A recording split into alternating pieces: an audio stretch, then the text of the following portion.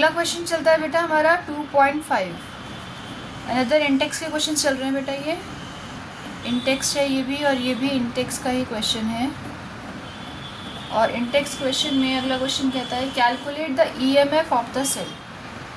Cell potential निकालना है इसमें भी आपको, EMF of the cell in which the following reaction take place. Reaction क्या है बेटा हमारे पास, nickel plus 2 Ag plus ion with a concentration of 0.02 gives nickel 2 plus ions with a concentration of 0.660 molar plus 2 Ag plus. ठीक है जी, ये question है हमारे पास। और इस क्वेश्चन में वो कह रहे हैं कि आपके पास सेल पोटेंशियल जो है, स्टैंडर्ड सेल पोटेंशियल है वो 1.051 वोल्ट है। ओके, अब हमें इसको सॉल्व करना है। हमें क्या निकालना है, इसका ईएमएफ और सेल पोटेंशियल निकालना है। तो नर्स्ट इक्वेशन के अकॉर्डिंग बेटा जो सेल पोटेंशियल होता है वो ई नॉट ऑफ सेल होता है माइनस में क्या आता है बेटा हमारे पास RT/NF ln/QC। अभी मैं नर्स्ट इक्वेशन थोड़ी सी समझा रही हूँ आपको कहाँ से आई ये सारी चीज़ें। तो E cell is equals to E naught of cell minus 8.314। Temperature standard का होता है 298 केल्विन। एन की वैल्यू नहीं पता, आर होता है फेरेडे कांस्टेंट 96500। और ये नेचुरल लॉग है, जब भी इसको सॉल्व करते हैं तो हमारे पास आ जाता है 2.303 लॉग। और क्यूसी होता है concentration of product by concentration of reactant.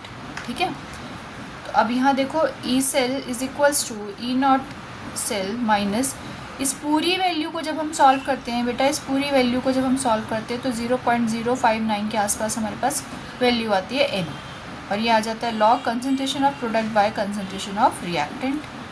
तो मेरे पास नेक्स्ट इक्वेशन आगे जो हम यूज़ करते हैं, एन की वैल्यू क्या होती है, कितने इलेक्ट्रॉन्स यहाँ पे, एनोड जो है ये हमारा एनोड और कैथोड होता है एक, है ना। डेनियल सेल की जब हम बात करते हैं तो जिसमें ऑक्सीडेशन होता है बेटा, जैसे इसमें देखो निकल से Na2+ पे जा रहा है, तो यहाँ क्या हो रहा है, यहाँ ऑक्सीडेशन हो रहा है मैम। तो यहाँ पे कितने इलेक्ट्रॉन्स का ऑक्सीडेशन हो रहा है, 2। तो ऑक्सीडेशन जिसमें होता है, एनोड जो होता है वही डिसाइड करता है कि कितने इलेक्ट्रॉन्स चल रहे हैं, एन की वैल्यू। और यहाँ देखो Ag+ से Ag पे आ गया, मतलब इसने रिडक्शन किया। इसने रिडक्शन कितने से किया है, एक सिल्वर एक से कर रहा है, लेकिन यहाँ 2 लिखा हुआ है, ऑलरेडी बैलेंस्ड है, तो 2 इलेक्ट्रॉन से रिडक्शन किया, इलेक्ट्रॉन्स बैलेंस हो गए। एनोड से एन की वैल्यू का पता चलता है बेटा हमें। ठीक है, अब इस क्वेश्चन में वैल्यूज पुट कर देते हैं। ई नॉट सेल दिया हुआ है आपको 1.05, 0.0591 दिया हुआ है आपको ये वैल्यू, और एन की वैल्यू क्या है, 2 है, बिल्कुल ठीक। लॉग प्रोडक्ट की कंसनट्रेशन, अब प्रोडक्ट क्या है मेरा, ये प्रोडक्ट वाली साइड है। प्रोडक्ट में मेरे पास सॉलिड स्टेट भी है और ये एक्वा स्टेट भी है, तो हमें एक्वा स्टेट ही लेनी होती है, सॉलिड स्टेट को हम नेग्लिजिबल लेके चलते हैं, कांस्टेंट लेके चलते हैं। ठीक है, तो ये आ जाएगा 0. अब कंसंट्रेशन का सिंबल, क्योंकि मैं कंसंट्रेशन लिख रही हूँ तो मेरी ब्रैकेट चेंज होगी, अब स्क्वायर ब्रैकेट नहीं आएगा। ठीक है, 16 भी लिख सकती हूँ, ये 0 हटा देते हैं, बाय कंसंट्रेशन ऑफ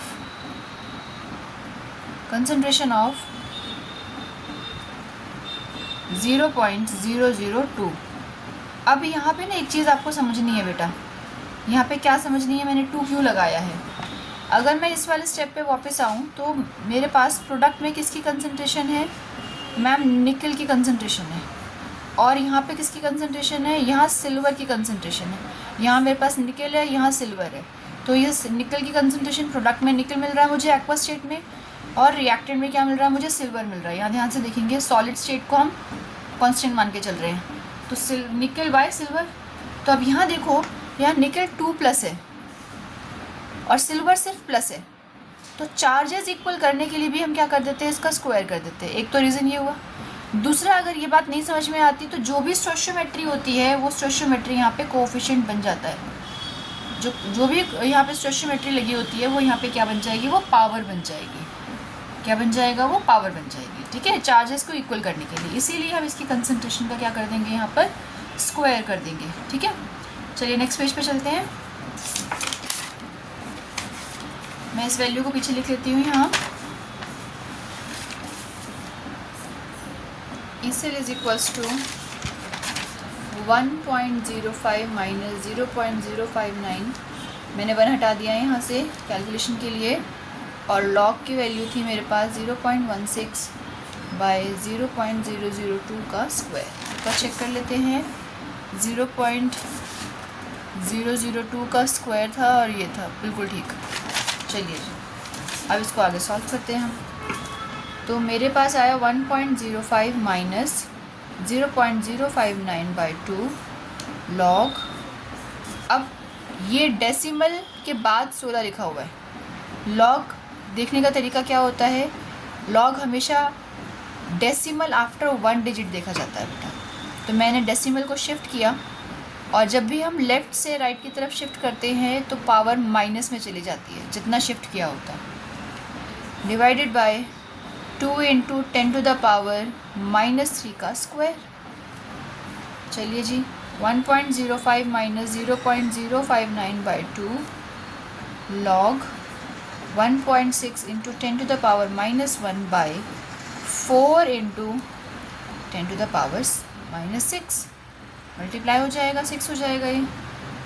तो 1.05 माइनस 0.059/2 लॉग, अब देखो यहाँ पर ये कट गया तो ये कितना बचा, 0.4, और 10⁻⁻1 ऊपर जाएगा, 10⁻⁶ हो जाएगा ये। तो 1.05 माइनस 0.059/2 लॉग 0.4 इंटू 10⁵। अब मैंने आपको क्या कहा है, लॉग हमेशा डेसिमल आफ्टर 1 डिजिट, तो यहाँ पे 1 डिजिट के आसपास हमें पहले अपनी वैल्यू को ले जाना पड़ेगा। लॉग, तो डेसिमल शिफ्ट किया मैंने 4.0 इंटू 10⁵ था, तो साथ में 10⁻⁻1 भी आ जाएगा। 1.05 माइनस 0.059/2 लॉग 4 इंटू 4.0 ले लेती हूँ 10⁻⁴। अब लॉग देखेंगे, प्रॉपर्टी लगाएंगे पहले लॉग की। 1.05 माइनस 0.059/2 लॉग की प्रॉपर्टी क्या होती है, लॉग की प्रॉपर्टी होती है बेटा, मैं यहाँ लिख देती हूँ साइड में, लॉग m इंटू n होता है बेटा, log m plus log n। ठीक है, तो यहाँ हमने प्रॉपर्टी लगाई है इसकी।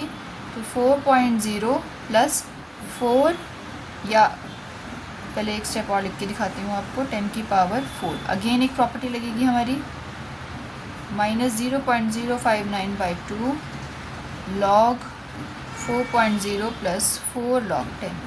अब देखिए, इतने सारे जो हमने स्टेप्स किए हैं ना, ये स्टेप्स जल्दी जल्दी होने वाले होते हैं, इतनी बार रिपीट नहीं करते हैं, लेकिन मैंने यहाँ पे रिपीट किए हैं आपको समझाने के लिए कि कैसे कैसे हम जा रहे हैं। लॉग को कभी भी अकेला सॉल्व नहीं करते हैं, पूरे एक्सप्रेशन के साथ सॉल्व करते हैं, क्योंकि हम लॉग जब हटाएंगे तो सारा लॉग एक साथ ही हटता है। ठीक है, तो ये ध्यान रखना है आपको, 0.059/2, और लॉग 4 की वैल्यू होती है बेटा 0.6021।